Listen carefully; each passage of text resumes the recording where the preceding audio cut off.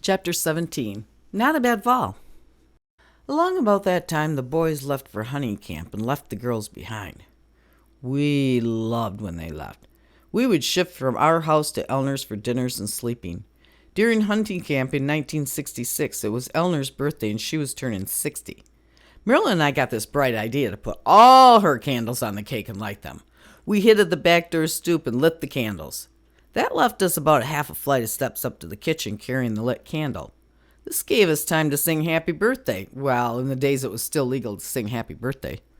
This whole operation quickly went south, as 60 flaming candles on a pile of sugar is rather dangerous. We damn near lost the whole cake, the kitchen, and the house. It was flaming pretty high and getting hotter and hotter with the sugar starting to smoke. I don't remember exactly how we got the fire out, but it ruined the cake. But in fine tradition, we stood there laughing at the disaster we had just avoided, and we didn't ever tell the boys we had been so foolish. Elner was a great spirit and had many tales of her own. One thing she did was track the cats in the area so they wouldn't poop in her beloved rose gardens. She had a sprayer full of ammonia water and she would aim at their rear end. Once they got hit, they never came back. When she was younger, she shot a deer and lay down on top of it, bawling. She was so upset. She once told me she left the dishes in the kitchen for morning, just to give herself a reason to get up. My bus driver discovered she had breast cancer and decided to have another baby quick. She delivered her son John Glenn the day the original John Glenn landed on the moon.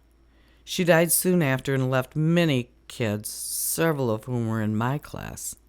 I found this so sad, but Dad said she was a good Catholic.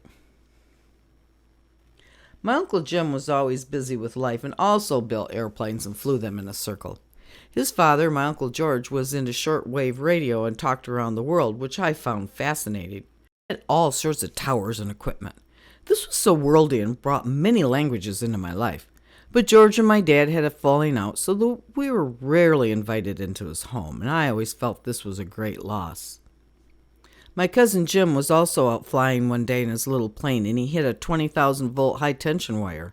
His feet and hands were burned, and he started the field on fire. After much commotion and my aunt falling several times while she tried to move him, he was taken to the hospital, and eventually he was fine. But they said his feet looked like burned pizza.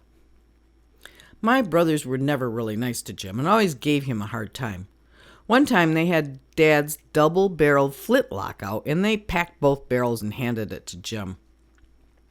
They had set up targets and were standing on the porch when Jim pulled the trigger. Now, a flintlock is slow to respond, not like a shotgun for sure.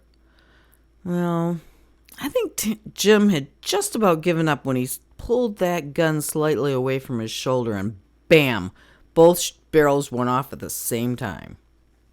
He flew back towards the house and hit the wall with the gun falling to the cement. Boy, did the boys laugh, but I knew they had really hurt him that day. Again, Jim's dad was my Uncle George, and he was the cement man in town. There was a nuclear power accident in the 60s out in Utah that involved a man from town.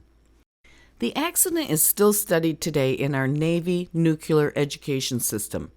It involved 3 people, 2 men and a woman.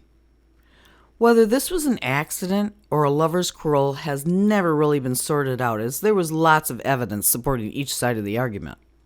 It was an early nuclear power design, and the 3 had been assigned the job of pulling the rods.